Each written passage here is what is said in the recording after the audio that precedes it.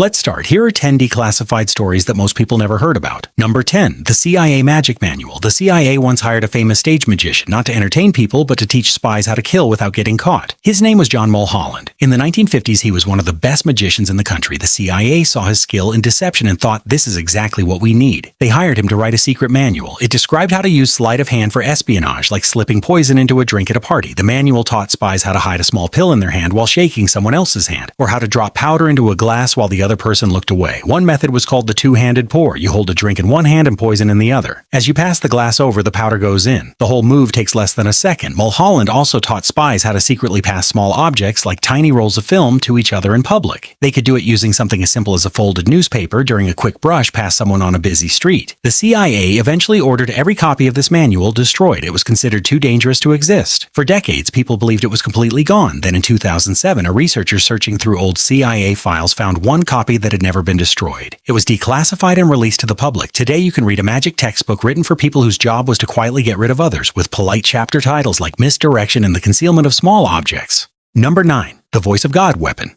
Imagine you are a soldier standing alone when suddenly you hear a voice inside your head. It's clear, like someone is speaking right next to you, telling you to surrender. You look around. Nobody is there. This is the Voice of God weapon, and the U.S. military spent years developing it. The technology sends sound directly into one person's skull from a distance. It works using ultrasonic waves. These waves travel in a narrow beam and are too high for normal ears to hear, but when they hit your skull, your own head turns them into sound that you can hear clearly. Your skull becomes the speaker. The idea was to send voices to enemy soldiers. It would make them think they were losing their mind, or receiving orders from their commanders, or even from a higher power telling them to give up. The exact use of this weapon in real combat is still unconfirmed, but some reports suggest it was seriously considered during the Gulf War to send Arabic voices into the heads of Iraqi soldiers. Researchers found that the beam could be aimed so precisely that one person could hear the voice clearly, while a person standing right next to them heard nothing at all. The documents describing this research stayed classified for years. Today, a commercial version of this technology is used in museums and stores. It beams sound to a specific spot on the floor. Same idea, just used to sell products instead of convincing someone that the sky is talking to them. Number 8. Project Starfish Prime.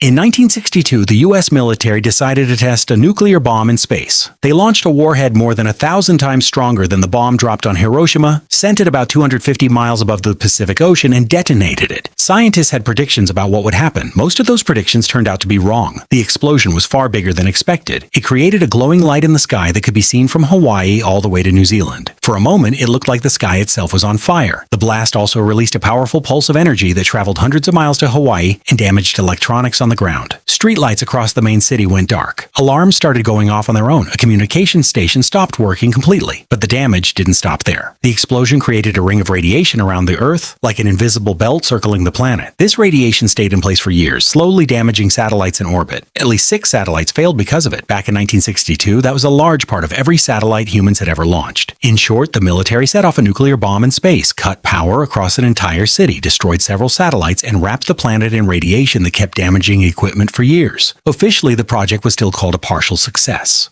Number 7. The toxic town that was covered up.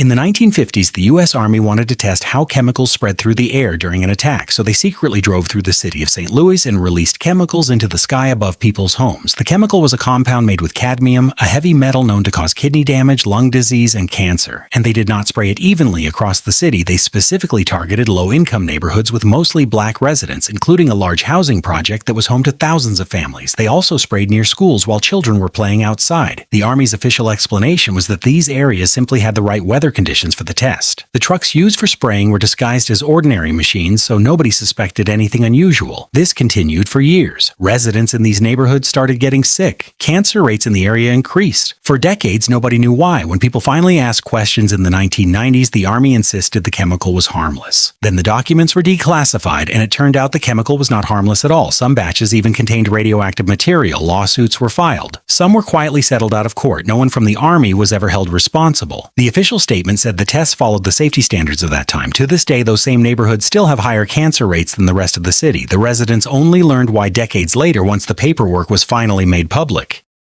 Number 6. Strange activity on the ranch.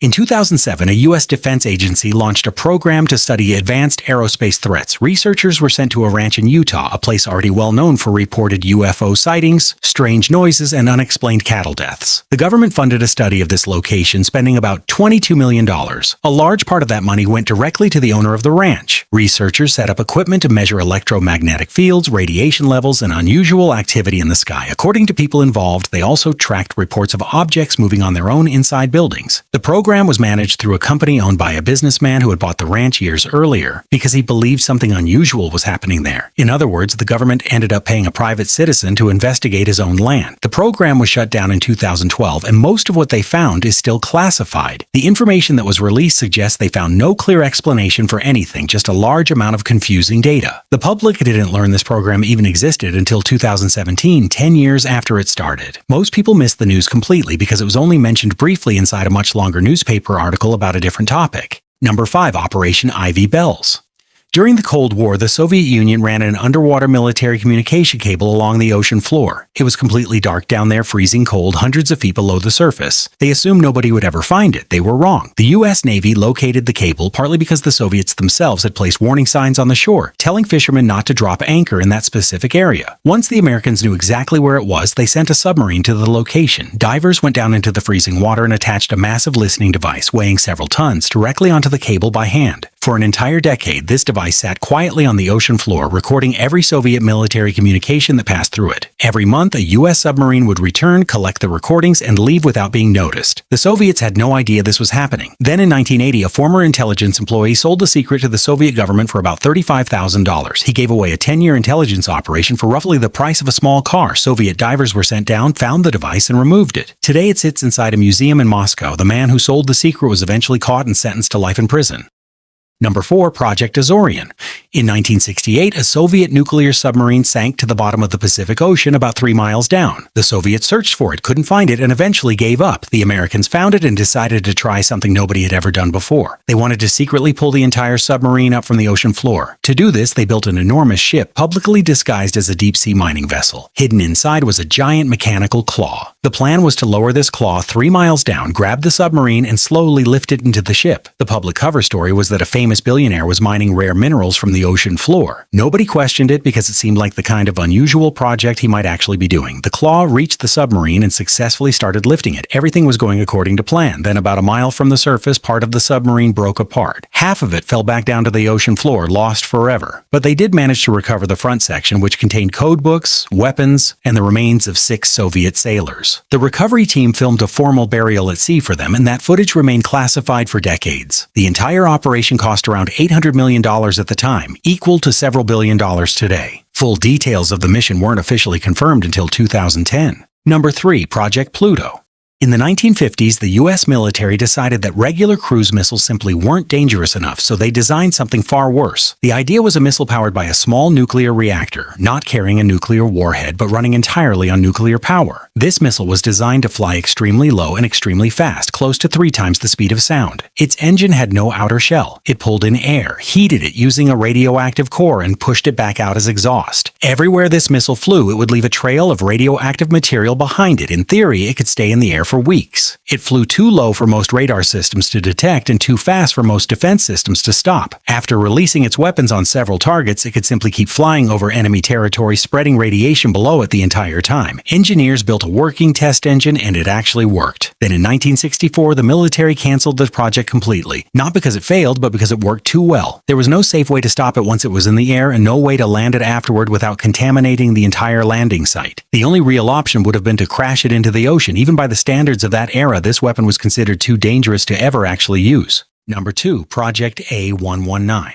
In 1958, the U.S. government had a secret plan to detonate a nuclear bomb on the moon. Not for any real military reason, just to show off. After the Soviet Union launched the first satellite into space, the United States felt embarrassed, and someone suggested a dramatic response, blowing up part of the moon as a show of strength. The plan was named Project A119. The idea was simple: detonate a nuclear bomb directly on the moon's surface. Everyone on Earth would look up, see a massive glowing explosion, and understand exactly who was in charge. It would have been the most expensive display of power in human history. They even hired a young physicist to calculate the size of the explosion. His name was Carl Sagan, the same person who later became famous for hosting a well-known science show. Years earlier, he had been paid to help figure out how to blow up part of the moon, but then scientists realized a few problems. First, a nuclear explosion in the vacuum of space doesn't create a mushroom cloud at all, just a brief flash of light, not very impressive. Second, detonating a bomb on the moon might make parts of it permanently radioactive. Third, the public probably wouldn't respond well to the idea of the government blowing up the moon. So the project was quietly canceled. It stayed classified for more than 40 years and wasn't made public until the 1990s.